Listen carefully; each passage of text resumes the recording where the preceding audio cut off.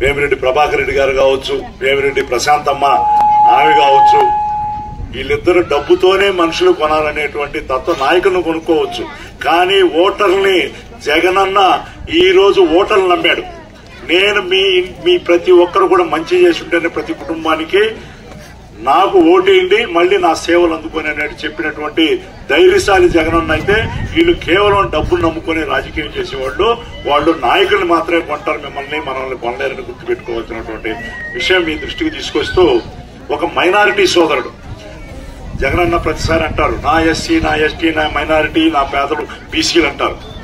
ఒక్క మైనారిటీకి సామాజిక న్యాయంలో భాగంగా ఈరోజు జగనన్న నెల్లూరు టౌన్ లో 51,000 మంది ముస్లిం సోదరులు ఉన్నారు. ఆ ఊర్లో నెల్లూరు టౌన్ లో మాత్రం వాళ్ళకు ఒక్కసారి అవకాశం ఇస్తాం అని చెప్పి సీట్ ఇస్తే, అదేవిధంగా బీసీ సోదరుడు మసూదన్ యాదవ్ కి నెల్లూరు పార్లమెంటు పరిధిలో ఉన్నటువంటి కందుకూరులో సీట్ ఇస్తే సహించలేక ఈ పెద్ద మనిషి పార్టీకి అన్యాయం చేసి, ఇంతకాలం కింద ప్రసన్న అని చెప్పినట్టు వాళ్ళు ఎంపీలు చేశారు, టీటీడీ బోర్డు మెంబర్లు చేశారు, 4 రాష్ట్రాలకి నార్త్ ఇండియాలో, ఉత్తర భారతదేశంలో ఇప్పుడు నిలబడేటువంటి ప్రశాంతమ్మని ఆమె చైర్మన్ చేశారు. ఇన్ని చేస్తే వాళ్ళు ఒక మైనారిటీ సోదరుడికి ఎమ్మెల్యే సీట్ ఇచ్చారు, ఒక బీసీకి ఇచ్చారని చెప్పి మేము పోటీ చేయం, వాళ్ళు నిలబడితే మాకు ఓట్లు రావని చెప్పినటువంటి వారికి ఓట్లు వేస్తారా? 11 సార్లు ఈ కోవూరు నియోజకవర్గాన్ని ప్రజలు నమ్ముకున్నటువంటి విజయసాయిరెడ్డి గారికి ఎంపీ అభ్యర్థిగా, అదేవిధంగా మన ప్రసన్న అన్నకి మిమ్మల్ని నమ్ముకున్నటువంటి ఆయనకి ఓటేస్తారో మీరే కూడా ఆలోచించండి.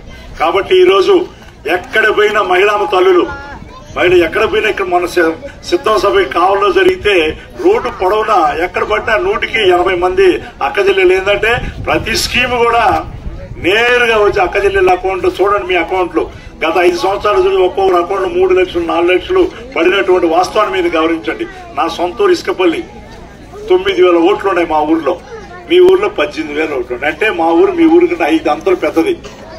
కానీ అక్కడ మాకిచ్చింది 40 కోట్ల రూపాయలు 5 సంవత్సరాలు అయితే, ఈ చిన్న గ్రామంలో 15,62,00,000 ఇచ్చారంటే ఈ గ్రామానికి జగనన్న ఎస్సీ, ఎస్టీ, మైనారిటీ, బీసీలు ఉన్నారు కాబట్టి ఎంత చేశారని ఆలోచించాలనుకున్నటువంటి అవసరాన్ని గురించి మీకు తెలియజేస్తా ఉన్నాం.